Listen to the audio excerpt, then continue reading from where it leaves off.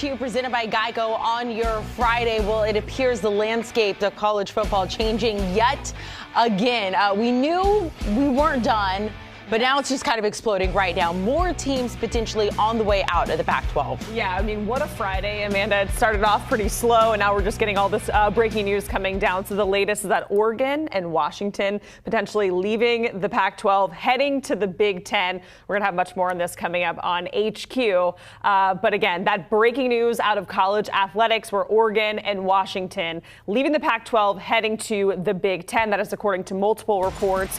The two schools reportedly informed the Pac-12 presidents earlier today that they plan to accept an invitation from the league. ESPN reports that the Big Ten is expected to send formal invitations to the Ducks and the Huskies later today, with a potential vote happening as well. Oregon and Washington were both charter members of the Pac-12 dating all the way back to 1915. And for more on this breaking news, we have college football writer Shahan Jayaraja and Chip Patterson. That breaking news, guys, coming down just this hour. Washington and Oregon potentially very likely making the move to the Big Ten. So let's start with the Big Ten side. Chip, we'll start with you. How did this all come about? How did we get here? Because they saw a sale. They saw an opportunity to get two universities that they had already vetted, and they had already started to look at the possibility of expanding further on the West Coast, adding a West Coast partner for the new members, USC and UCLA. But ultimately, they decided to put that on the back burner. Now, with the Pac-12 unable to come to an agreement on its new media rights deal, they've got an opportunity to get a school without having to worry about any kind of exit fee or any kind of buyout. And they're going to be able to offer less than a full share as those schools are looking for a soft landing spot. Well, when they decided that whatever that number was going to be, whatever that discount was going to be a fair number and certainly more than they would get with the Pac-12, well, then that's when Oregon and Washington decided to inform the other Pac-12 presidents on Friday morning that they would not be signing the new grant of rights, the new deal that the commissioner proposed, and that if extended an invitation, something that we now expect to happen on Friday, they would accept a Big Ten membership. And Shahan, what is your opinion? How we have a lot of moving pieces here with the Big Ten, but how did we get here where Oregon and Washington are now heading to the conference? Well, I think that we heard a lot from, obviously, the University of Colorado whenever they announced their move to the Big 12.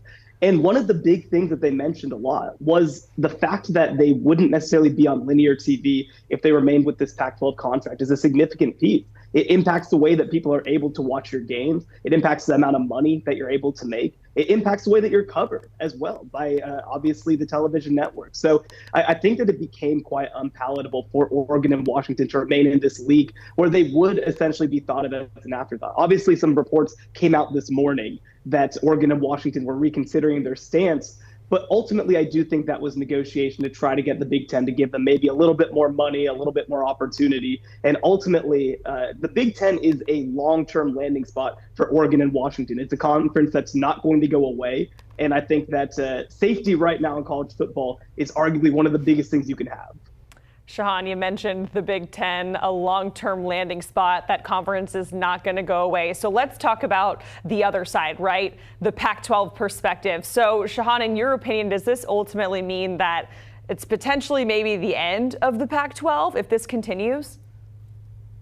Yeah, I think that we are potentially looking at that. Obviously, the four corner schools, Arizona, Arizona State, and Utah, to go along with Colorado, have been in deep discussions with the Big 12 for a while. And according to reports, Arizona is really close to pulling that trigger. And if that happens, it's hard to see those other two schools not falling close behind. I mean, this is a conference that's existed for a very long time. This is a historic athletic conference. Obviously, though, when USC and UCLA ended up leaving last year, it really pulled at a thread that I think that unraveled the whole thing. And when you look at this conference, especially without Oregon and Washington, there isn't necessarily an obvious school that's going to be competing for national championships. There isn't an obvious school that's going to be competing for college football playoff spots. I think it kind of takes away the identity long term and leaves all the other programs in this conference looking for safe haven. Yeah, if you do end up losing Arizona, Arizona State, and maybe even Utah too to the Big 12, then you are left with the end of the Pac-12 as we know it. It would just be a matter of whether this becomes a boost for the Mountain West, that they're able to pick up a couple of premier schools that are used to spending a lot and really investing in football at the highest level, or whether they are trying to backfill and somehow keep the name together. It's a very difficult situation and really sad one when you think about it in terms of the long-time history of the Pac-12, the Conference of Champions and so many sports beyond football that are really going to be impacted. But yes, with the Big 12 looking like a landing spot for Arizona, Arizona State, and possibly Utah as well, then 100%, like this is the end of the Pac-12. They may keep the name, but it won't look like it. And I would challenge that this is also kind of the end of the Big Ten as we know it. Or maybe that happened when they added USC and UCLA, because what's happening now in college athletics at the highest levels in terms of conferences is nothing that is what your brain thinks of in terms of conferences. We're ignoring regionality, and we're ignoring some of the proximity and the rivalries that come with that. And so we're creating a great product that fans love and continue to consume. But yeah, this is the end of the Pac-12 as we know it. But I would argue it's the end of a lot of other conferences as we knew them, too. Yeah, great point there, Chip. And you mentioned other teams leaving the Pac-12, potentially Arizona, ASU, potentially heading to the Big 12. I kind of want to talk about that a little bit more.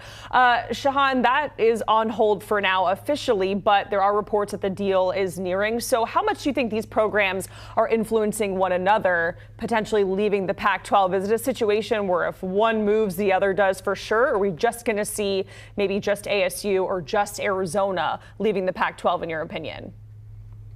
It's an interesting dynamic for sure, because Arizona has easily been the most receptive of moving to the Big 12. But something to note is that Arizona and Arizona State both work under the same Board of Regents. So they would have to both get approval to either separate or go together. So I think those dynamics are going to be very intertwined, especially with Washington and Oregon now officially leaving the conference. Utah's kind of a little bit of an interesting situation.